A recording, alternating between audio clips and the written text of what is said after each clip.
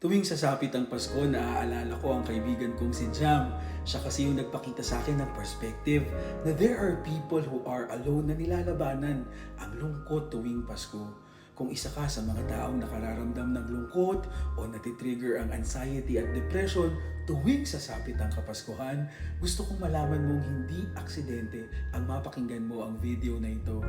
Maraming pwedeng mawala sa iyo dahil walang permanente sa mundo.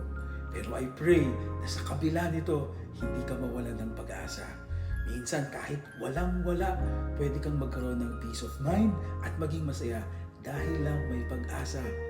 Romans chapter 15 verse 13 reads, "May the God of hope fill you with all joy and peace as you trust in Him, so that you may overflow with hope by the power of the Holy Spirit." Whether you're sad or grieving, I'd like you to know that Christmas is also for you.